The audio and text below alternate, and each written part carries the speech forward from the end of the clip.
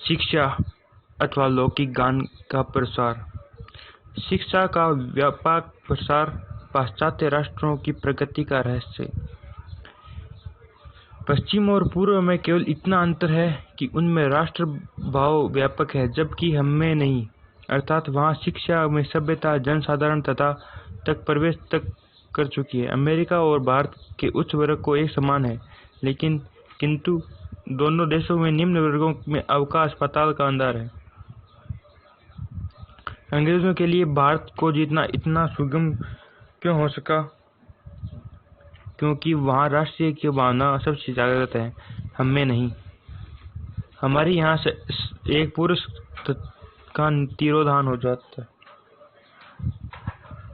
तब हमें पूरे महापुरुष के आगमन के लिए शताब्दियों तक प्रतीक्षा करनी पड़ती है, जबकि वे एक महापुरुष के मरते ही दूसरा पैदा कर लेते हैं। वहाँ महापुरुषों की खान है। ऐसा क्यों? क्योंकि उनके सामने महापुरुष उत्पन्न करने के लिए एक विशाल क्षेत्र विद्यमान रहता है। हमें बहुत छोटा क्षेत्र उपलब्ध है। हमारे राष्ट्र की जनसंख्या 30 कोटि होते हुए भी हमारे पास उन राष्ट्रों की अपेक्षा जिनकी संख्या केवल 3 या 4-6 करोड़ है, महापुरुष उत्पन्न करने वाले क्षेत्र सबसे छोटा है, क्योंकि उन राष्ट्रों में शिक्षित नर नारियों की संख्या इतनी अधिक है। मेरे एक एक शब्द को हृदयंगम कर लो। हमें हमारे राष्ट्र की भारी कमी है और इसे दूर करना होगा। जनसाधारण शिक्षित करो और ऊपर उठाओ। केवल तभी यह देश यथार्थ में राष्ट्र रूप में खड़ा हो सकेगा। तुमने पढ़ा होगा, मातृदेवो भव पितृदेवो भव, अर्थात माता को भगवान समझो, पिता को भगवान समझो। किंतु मैं कहता हूँ, दरिद्रो देवो भव, मूर्खो देवो भव। इन गरीबों, अनपढ़ों की, अज्ञान एवं दुखियों को ही अपना भगवान मानो। स्मरण रखो, केवल इनकी ही सेवा से तुम्हारा परम धर्म है। वर्तमान शिक्षा निषेधात्मक एवं निर्जीव। जो शिक्षा तुम अभी पा रहे हो उसमें अच्छा अंश बहुत ही कम है और बुराइयां बहुत, इसलिए उसकी बुराइयां उसके भले अंश को पचा जाती है। सबसे पहली बात तो यह है कि यह शिक्षा मनुष्य बनाने वाली नहीं कही जा सकती। यह पूर्णतया निषेधात्मक शिक्षा मात्र है। अश्रद्धा पर आधारित कोई निषेधात्मक शिक्षा मृत्यु में से भी भयावह होती है।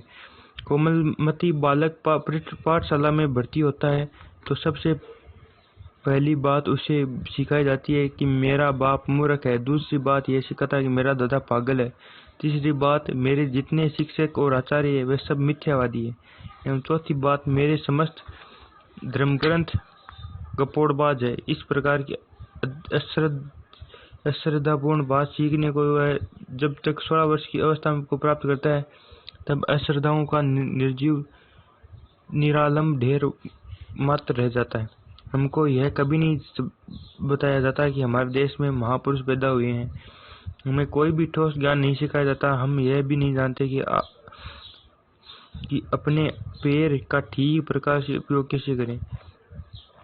हम अंग्रेजों के पूर्वजों से संबंध आंकड़ों और तथ्यों को ही रटते हुए रहते हैं, किंतु हमें अपने पूर्वजों के बारे में कुछ भी पता नहीं रहता। हमने केवल दुर्बलता ही सीखी है। एक पराजित जाति के नाते हम यह विश्वास कर लें कि एक दुर्बल और हमें कुछ करने की स्वाधीनता नहीं है। अतः इसका परिणाम और हो ही क्या सकता है कि हम पूर्णतः श्रद्धाविहीन हो जाएं। शिक्षा चरित्र निर्माणकारी विचार का सम्मिश्रण है। केवल जानकारी का वह ढेर शिक्षा नहीं कहला सकता जिसे तुम्हारे दिमागों में ठूस कर भरा दिया गया